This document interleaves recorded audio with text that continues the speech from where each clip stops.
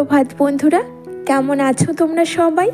আশা রাখছি পরমেশ্বরের আশীর্বাদে তোমরা প্রত্যেকে ভালো আছো, সুস্থ আছো আর নিরাপদে আছো। আমি তোমাদের ভালোবাসায় ভীষণ ভালো আছি। ঘড়ির কাঁটায় বেজে চলেছে এখন 6টা, 6:30টার মতো। আমি ঘুম থেকে উঠে ফ্রেশ হয়ে এসেছি ছাদ বাগানে কিছু ফুল নিয়ে নেব। অনেক কটা ফুল ফুটেছিল। তারপরে সোজা নিচে এসে ফুলগুলোকে রেখে এবার বিছানা গুছোতে শুরু করে দিয়েছি। আমার ছেলেও আজকে খুব তাড়াতাড়ি ঘুম থেকে উঠে গেছে, ওকে ডেকে দিলাম। সামনে যেহেতু পরীক্ষা রয়েছে দুদিন পরেই, সেই জন্য একটু চার ছিল পড়ার, ওই জন্য উঠেও গেল, খুব একটা ঝামেলা করেনি, নইলে ঘুম থেকে উঠতে একটু আলসেমি করে। তো পড়তে বসে গেছে। আমি এদিকে ঘর দুয়ারগুলো একটু পরিষ্কার করে নেব, তারপরে কিচেনে যাব, রান্নাবাড়ি শুরু করব, ব্রেকফাস্ট বানাতে হবে। তো এইদিকে দেখো আমার এই ইলেকট্রিক কেটেলটা আর ফ্লাক্সটা আর দরকার হবে না, যেহেতু শীত অনেকটাই চলে গেছে, সামান্য একটু রয়েছে। তো ওই জন্য আমি আবার ভালো করে মুছে গুছিয়ে তুলে রেখে দেব।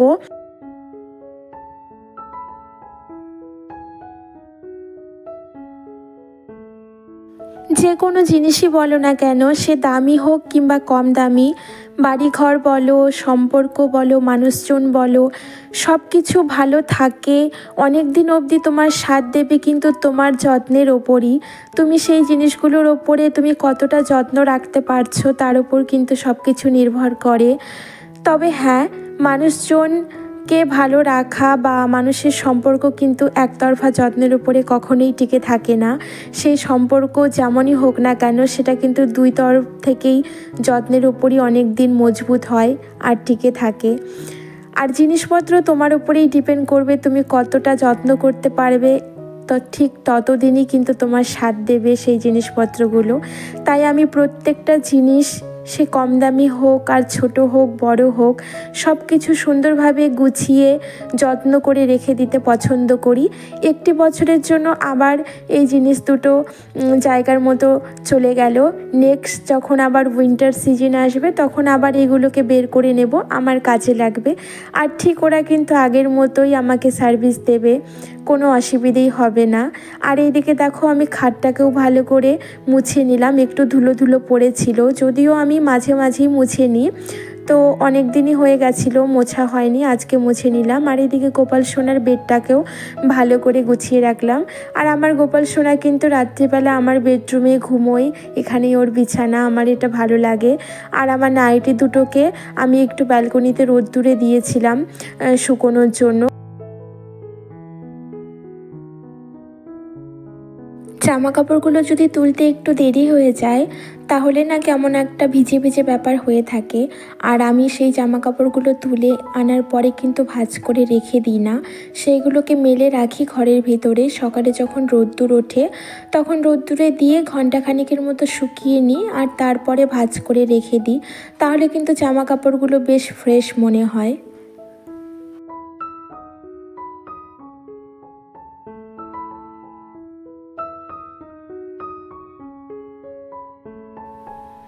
ব্যাস, এইবারে দেখো এই যে মশা মারার ব্যাটটা, সেটাকে একটু চার্জে দিয়ে নেব।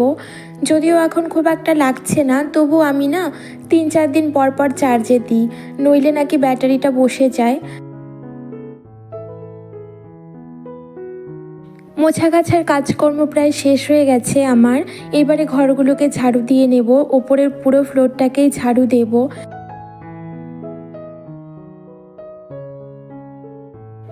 প্রত্যেক দিন কিন্তু ঘরবাড়িগুলো আমরা ভালো করেই ঝাড় দিয়ে থাকি, তবু দেখবে যখন ঝাড় দেব তখন কত যেন নোংরা, কত ধুলো বেরোবে।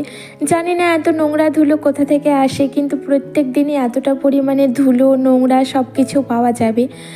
আর মাথার তো চুল অজস্র, এত হেয়ার ফল হয় যে কি বলবো। প্রতিদিনের মতো আজও আমি তোমাদেরকে একটা কথাই বলতে চাই, তোমরা যারা আমার প্রিয় বন্ধুরা, দিদিরা, বোনেরা আমার ভিডিওগুলো এত সুন্দরভাবে দেখছো, আমাকে সুন্দর সুন্দর কমেন্ট উপহার দিচ্ছ, আমার পাশে রয়েছো, তোমাদেরকে আমি অনেক ধন্যবাদ জানাই গো, আর অনেক ভালোবাসা। ঈশ্বরের কাছে প্রার্থনা করি তোমরা যেন সব সময় খুশি থাকো, ভালো থাকো, কেমন? ওপরের ঘর থেকে এসে আমি সোজা ভাত বসিয়ে দিয়েছি আর আমার হাজব্যান্ডের জন্য চাও বসিয়ে দিয়েছি। এদিকে ভাতটা যতক্ষণে হচ্ছে ততক্ষণে সবজিটাকে আমি কেটে নিচ্ছি। আর রান্না করব শিম আলু ভাজা করব, টমেটোর টক করব। এইদিকে আমার ভাতটাকে নেমে গেছে আর একটু ধনেপাতার চাটনি করে নিয়েছি। ছেলেটার খুব খিদে পেয়েছে, তাই ও বলল মা আমাকে একটু ভাতই দিয়ে দাও, আর অন্য কিছু খাবো না ব্রেকফাস্টে। তো শিম আলুটাকে ভেজে নিয়ে আর ধনেপাতার চাটনি দিয়ে ওকে একটু ভাত দিয়ে দিলাম। ও বসে খেয়ে নিল। আর এইবারে দেখো আমি টমেটোর টকটাকে রান্না করে নেব। তো টমেটোর টক রান্না করার জন্য সবার প্রথমে কড়াইয়ে একটু সর্ষের তেল দিয়ে দিতে হবে। এই রান্নাটা কিন্তু সর্ষের তেলেই বেশি ভালো হয়। আর ফোড়নে দিয়েছি শুকনো লঙ্কা আর পাঁচফোড়ন। তারপরে একটু নাড়াচাড়া করে ওর মধ্যে থেতো করা রসুন দিয়েছি কয়েকটা, আর দিয়েছি একটু সামান্য পেঁয়াজ কুচি দিয়ে ভালো করে নাড়াচাড়া করে নিয়েছি। একটু ভাজা ভাজা হয়েছে, ওর মধ্যে একটু হলুদ গুঁড়ো, একটু কাশ্মীরি রেড চিলি পাউডার দিয়েছি কালারের জন্য। তারপর কেটে রাখা টমেটোগুলোকে দিয়ে নুন হলুদ তো আগেই দিয়েছি। এবার একটু মিষ্টি দিয়ে দেবো সামান্য, নুনের টেস্টটাকে ব্যালেন্স করার জন্য। তারপর একটু ঢাকা চাপা দিয়ে দেবো নাড়াচাড়া করে। আর পরিমাণ মতো জল তো অবশ্যই অ্যাড করে দিতে হবে, কারণ টমেটোটা সেদ্ধ হবে। তারপরেই কিন্তু রেডি হয়ে যাবে। তো দেখো আমি তোমাদেরকে দেখিয়ে দেব কেমন হয়। আর এদিকে ঢাকা দিয়ে দিলাম টকটাকে। আর এইদিকে দেখো গোলু স্যার পড়াতে এসেছে, গোলু স্যারের জন্য 1 কাপ কফি বানিয়ে নিলাম, সঙ্গে দুটো বিস্কিট। এবারে কফিটাকে দিয়ে আসবো। কফিটাকে দিয়ে আসার পরে এইবারে দেখো আমার টমেটোর টকটা একদম রেডি হয়ে গেছে। তো এইবারে আমি নামিয়ে নিলাম। টমেটোর চোকলা আর গোটা গোটা যে জিনিসটা থাকে সেটা অনেকে তুলে ফেলে দেয় যারা খেতে পছন্দ করে না, কিন্তু আমার ভালো লাগে বলে আমি রেখে দিয়েছি। তোমরা যদি এইভাবে বানিয়ে খাও তাহলে সেগুলো তুলে ফেলে দিতে পারো। আর এইদিকে দেখো চিকেন রান্না করব। চিকেনটাকে আমি গোটা মশলায় রান্না করব, কোনো কিছু বাটাবাটি করব না, সব কিছু ছিঁড়ে গোটা গোটা দিয়ে রান্না করব। এইভাবে চিকেন রান্না করলে কিন্তু খেতে দুর্দান্ত হয়। তোমরা ট্রাই করে দেখতেই পারো একবার। একঘেয়েমি কোনো কিছুই ভালো লাগে না, বলো?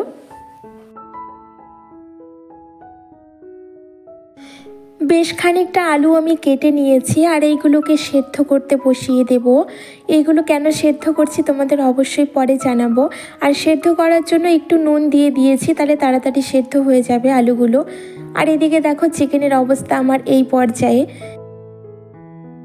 একজন আমাকে কমেন্ট করে বলেছিল আমি গামছা চুলে কিভাবে বাঁধি, তোমাদের আমি দেখিয়ে দিচ্ছি। দেখো সবার প্রথমে চুলটাকে সামনের দিকে এনে নেবে আর তারপরে গামছাটা পেছন দিক থেকে দিয়ে ভালো করে পেঁচিয়ে নিতে হবে। আর এইবারে মাথার ওপর দিক দিয়ে গামছাটাকে পার করে দিলেই কিন্তু হয়ে যাবে। তোমরা চাইলে ঝুলিয়েও রাখতে পারো, আর নইলে গামছাটাকে আবার পেঁচিয়ে মাথার ওপরে তুলেও রাখতে পারো। এটা কিন্তু ভীষণই সহজ, আর টাওয়াল দিয়ে হলে তো আরোই ভালো হয়। আর একজন জানতে চেয়েছো আমি কি ইউজ করি স্কিনের জন্য, কি মাখি। আমার যেহেতু অ্যাকনে প্রোন স্কিন, তাই আমি এই ক্রিমটা ইউজ করি। এটা হলো গ্ল্যামার ওয়ার্ল্ডের গ্লো মিন্ট ময়েশ্চারাইজার। তোমাদের যাদের সেন্সিটিভ স্কিন তারা চোখ বন্ধ করে ইউজ করতে পারো, খুব ভালো ক্রিম। এখন হলো সন্ধেবেলা, আমি সন্ধে দিয়ে নিয়েছি আর গোপাল সোনাকে সেবাও দিয়ে দিয়েছি। তারপরে এসেছি একটু কিচেনে। ওই যে দুপুরবেলা আলুগুলো সেদ্ধ করে রেখেছিলাম, তাই ভাবছি আলুগুলো দিয়ে একটু আলুর চপ বানিয়ে নিই। আমার হাজব্যান্ড অফিস থেকে আসবে, চা তো খাবেই, আর গোলুরও একটু খিদে পেয়েই যায় সন্ধেবেলা। আর আজকের ওয়েদারটা যেহেতু একটু বৃষ্টি হচ্ছে, হালকা ঠান্ডা হাওয়া, সেহেতু কিন্তু চায়ের সঙ্গে গরম গরম চপ ভালোই লাগবে। তো ওই জন্য আমি চপের যে ব্যাটারটা সেটা রেডি করছি। তার জন্য 2 চামচ বেসন দিয়েছি, চালের গুঁড়ি দিয়েছি, একটু হলুদ গুঁড়ো, নুন, মিষ্টি আর একটু গোলমরিচ গুঁড়ো দিয়ে ভালো করে অল্প অল্প করে জল দিয়ে সুন্দর করে একটা ব্যাটারটা বানিয়ে নিয়ে তারপরে ওটা রেখে দেব সেট হওয়ার জন্য। আর তারপরে আমি সবজিটা কেটে নেব, মানে পেঁয়াজ, লঙ্কা, টমেটো এগুলো কেটে নেব, আর চপের যে স্টাফিংটা সেটাকে রেডি করব।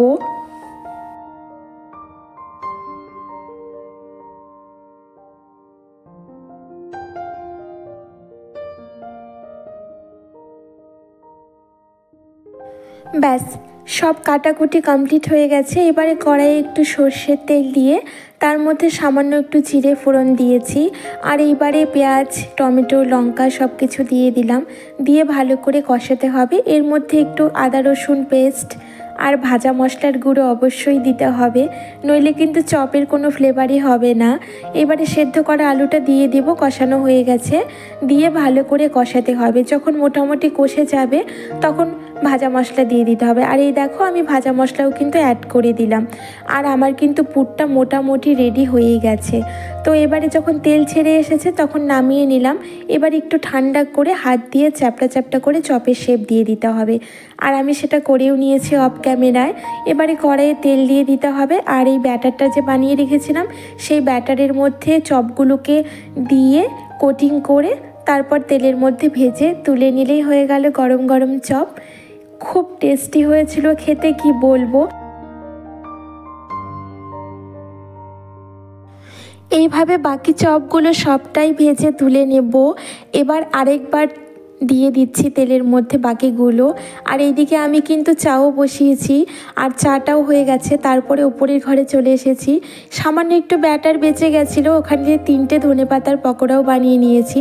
আর এই দেখো মুড়ি, চপ, চা এইগুলো নিয়ে বসেছি। তো চলো বন্ধুরা, আজকে আসি, কাল আবার আসবো নতুন ভিডিও নিয়ে। তোমরা ভালো থেকো।